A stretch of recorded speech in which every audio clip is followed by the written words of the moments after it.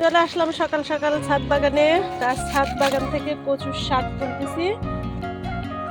কচুর শাক কিভাবে আমরা রান্না করি তো সেই ফুল রেসিপি আপনাদের সাথে শেয়ার করব। আগে শাক কেটে নিয়ে যাই। দেখেন টবের ভিতরে কত সুন্দর হয়েছে মাশাআল্লাহ। এটার ভিতরে কিন্তু এই যে আবার দাগনো আছে মাশাআল্লাহ। দেখেন টবের ভিতরে কত সুন্দর হয় মাশাআল্লাহ। ঢাকা শহরে বসে শাক খাচ্ছি আলহামদুলিল্লাহ আলহামদুলিল্লাহ।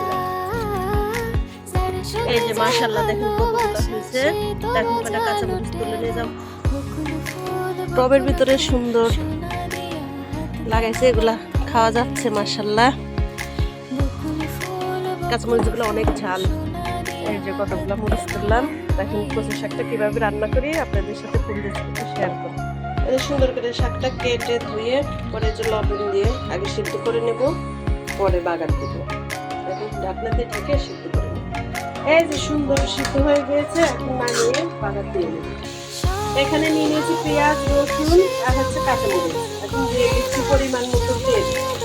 কচু শাক দেখে একটু ঝাল বেশি করে দিয়েছি। পেঁয়াজ মরিচ একটু লাল করে, পেঁয়াজ মরিচ রসুনটা একটু ব্রাউন কালার হয়ে আসছে। এখন আমি এখানে দিয়ে দিচ্ছি চিংড়ি শুটকিটা দিয়ে দিয়েছি। এখন এখানে একটু হলুদ দিয়ে দিচ্ছি, যেহেতু মাছ দিয়েছি। আপনারা যদি কাঁচা চিংড়ি দিয়েও রান্না করতে চান তাহলে এইভাবে পেঁয়াজ মরিচের সাথে চিংড়িটা সুন্দর করে ভেজে নেবেন। ভেজে নিলে এটার আলাদা একটা টেস্ট আসে। আমরা ইলিশ মাছ দিয়ে করি, চিংড়ি মাছ দিয়ে করি, আবার এরকম চিংড়ি শুটকি দিয়েও করি। আজকে শুটকি দিয়ে আপনাদের সাথে একটু শেয়ার করি। শুটকি দিয়ে কচু শাকটা খেতে কিন্তু অসম্ভব মজা। সুন্দর একদম ভাজা ভাজা করে নিয়েছি। এখন শাকটা দিয়ে দিচ্ছি।